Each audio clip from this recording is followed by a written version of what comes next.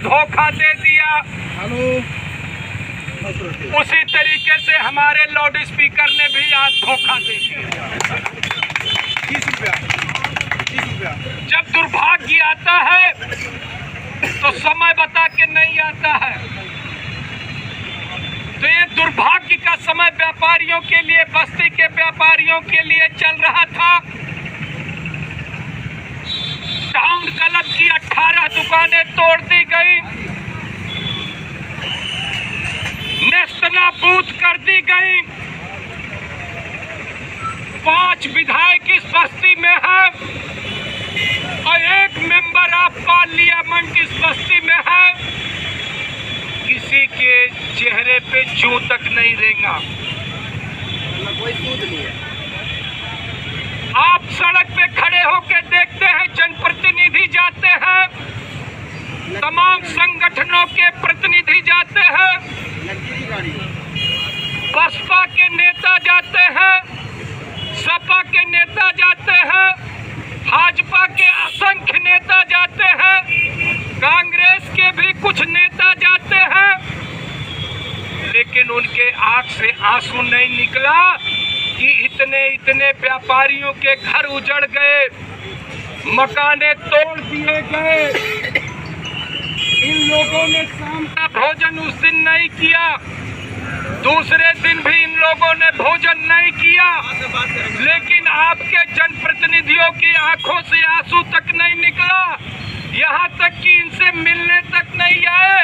और मैं आपसे और आगे बताना चाहूँगा कि आज 545 सांसदों में 25 सांसद मुख्य पदक पाए हैं कि ये देश के सबसे अच्छे सांसद हैं, उसमें से आपका एक सांसद है। मैं चाहूँगा इस सांसद के लिए ताली बजवाइए, इस सांसद के लिए ताली बजवाइए। 25 विशिष्ट सांसदों में आपका बस्ती का सांसद हरीश द्विवेदी है। ये खुशी की बात है। एक पक्ष मेरे पास खुशी का बनता है कि सांसद 25 सांसदों में से एक है। तो मैं आपसे कहना चाहता हूं, दम नहीं है बाबू। 520 सांसद आपके पास और बचते हैं। लगता है उन 520 सांसदों ने किसी की दुकान नहीं तोड़वाई होगी, किसी का मकान नहीं गिरवाया होगा, इस नाते उस पदक से वंचित रह गए। बहुत ही दुर्भाग्य का विषय है कि जिन्होंने सैकड़ों की संख्या में दुकानें गिरा दी हो, 20 की संख्या में टाउन क्लब पे दुकानें गिरा दी गई हो, सांसदों का सर्वोच्च सम्मान उसको सरकार दे रही है। हमको लगता है कि उसको जमीनी हकीकत का पता नहीं है। सांसद जी हमारे आप ब्राह्मण हो, ब्राह्मणों का प्रणाम किया जाता है, पैलगी की जाती है। यदि ब्राह्मणों के मुंह से आशीर्वाद निकलता है, जनता जानती है, तो श्राप भी लोगों के मुंह से निकल रहा है। और यदि आप कहते हैं आशीर्वाद का कोई मतलब नहीं होता है, तो मतलब होता है सांसद जी। आप जिस जगह पे सांसद हैं, मैं आशुतोष निरंजन को भी संबोधित करके कहता हूं, जिस समय आप IAS हुए होंगे, आपके रिश्तेदार खुश हुए होंगे, थालियां बजी होगी, डंका पीटा होगा, आशुतोष निरंजन के पापा खुश हुए होंगे कि अगला IAS हो गया, पूरे रिश्तेदारी में चमका होगा, मिठाइयां बटी होंगी। लेकिन दुर्भाग्य इस बात का है कि आज आशुतोष निरंजन का यहाँ से ट्रांसफर हो रहा है और यहाँ की जनता मिठाई बांटेगी कि आशुतोष निरंजन का यहाँ से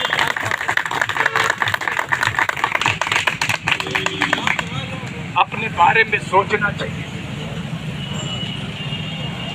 जब बाप का कोई बेटा पैदा होता है तो उसका भविष्य होता है। उसकी जिला अधिकारी हो गया है और संवैधानिक स्थितियों का अध्ययन आप करें, संविधान का अध्ययन करें, तो जो जिला अधिकारी होता है वो जनता की सेवा के लिए बनाया जाता है। इस क्रूरता के लिए नहीं बनाया जाता है। आप जैसे लोग होते तो दुकानें नहीं टूटती। ये संवेदनशील लोग थे, समझदार लोग थे, अपने हाथों से अपने घर में आग लगाने वाले लोग हैं।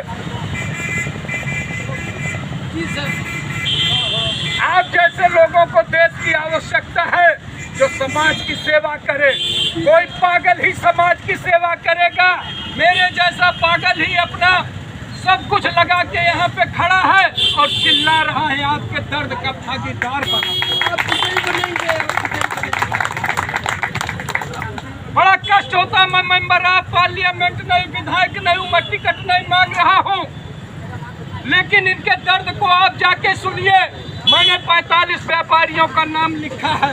आपका दर्द हम डोनाल्ड ट्रंप, बराक ओबामा, किसी ने चाय बेची है, किसी ने पान बेचा है, किसी ने साइकिल का पंचर बनाया है, किसी ने मोटरसाइकिल बनाई है, किसी ने भोजन बनाया है, किसी ने पान की दुकान की है। और मैंने पूछा एक परिवार में कितने सदस्य हैं, किसी ने 5 कहा, किसी ने 15 कहा। मैं योगी जी पर भी निशाना साधता हूँ। योगी जी, आपने शादी क्यों नहीं की? जब लोग कहते हैं कि जब बच्चे होते तब बच्चों का दर्द पता लगता है। माँ बीमार होती है, बच्चे की फीस लगती है, बीबी को सुहाग का सामान चाहिए, कपड़ा लत्ता चाहिए, आना जाना है, रिश्तेदारी है। जिसके पास कोई रिश्ता नहीं है वो रिश्तेदारी का मूल्य क्या जाने, वो सामाजिक का क्या जाने। वो क्या जाने कि आज पिताजी की तबीयत खराब है, आज माताजी की तबीयत खराब है। ऐसे संवेदनहीन व्यक्ति को, योगी को मिनिस्टर नहीं होना चाहिए।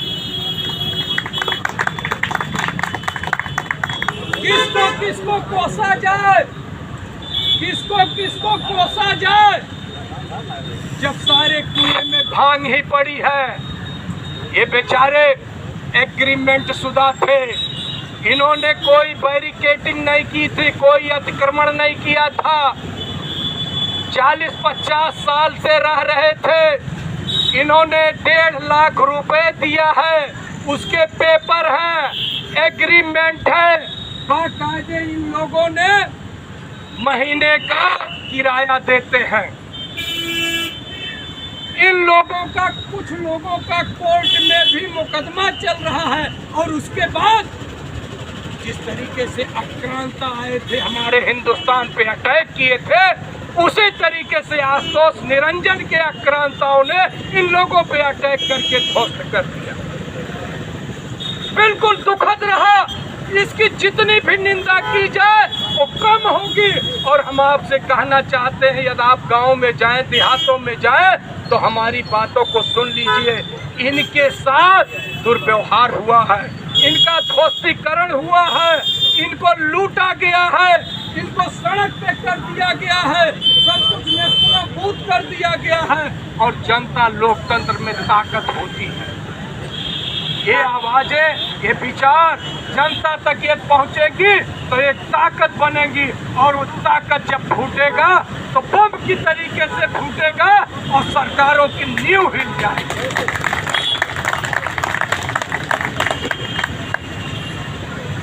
लाउड स्पीकर कमजोर पड़ रहा है और मैं भी शरीर से कमजोर हूँ।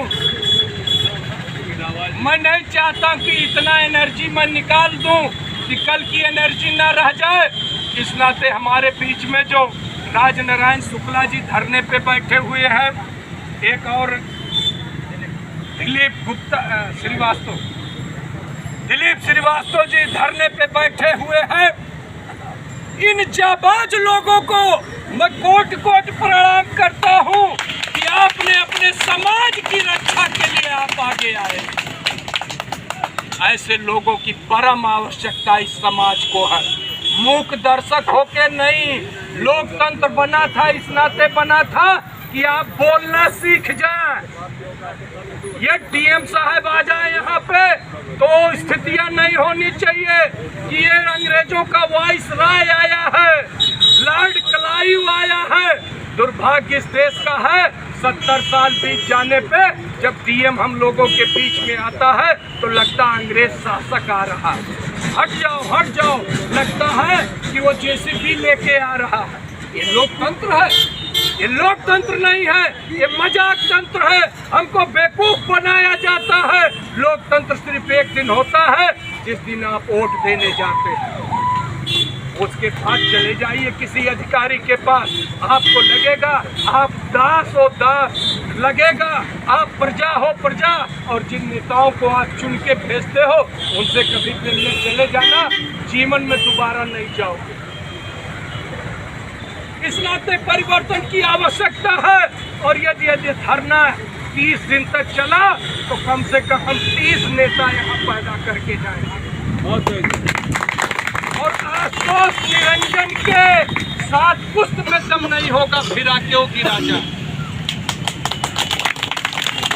दम रखिए, दम। आजादी ऐसे नहीं मिली है। एक कितना होगा, 10-20 बीघे की जमीन होगी। जम्मू कश्मीर से लेके कन्याकुमारी तक सरदार पटेल, जवाहरलाल नेहरू, मोतीलाल नेहरू, कितने ऐसे लोग, सरदार भगत सिंह, चंद्रशेखर आजाद, सुभाष चंद्र बोस, तमाम ऐसे लोग इतनी लंबी क्षेत्र आपको दिए हैं। और इतने छोटे क्षेत्र की आज़ादी आप नहीं सुरक्षित कर पाए हो, तौहीन इस बात की है। अब आने वाले दिनों में इसके पूरे क्षेत्र को आप आज़ाद रखोगे और अपनी बातों से रखोगे, लोकतंत्र के माध्यम से रखोगे। अब मैं कहूँगा महात्मा गांधी की जय, महात्मा गांधी की जय, महात्मा गांधी की जय। महात्मा गांधी के बारे में एक बात कहूँगा, महात्मा गांधी ने लड़ा, महात्मा गांधी ने लड़ा, अहिंसा का आंदोलन किया, उसके नाते आज ये फोटो टंगा हुआ। इस मार्ग से आप लोग विचलित मत होइएगा। थोड़ा कितना भी गलत सलत, बिल्कुल इस मार्ग से आप विचलित मत होइएगा। अहिंसा के मार्ग पे चलने का प्रयास करिएगा। अब मैं राजनारायण शुक्ला जी से कहूँगा कि वो भी इस धरने पे बैठे हुए हैं और 2 बात रखें। राजनारायण शुक्ला जी।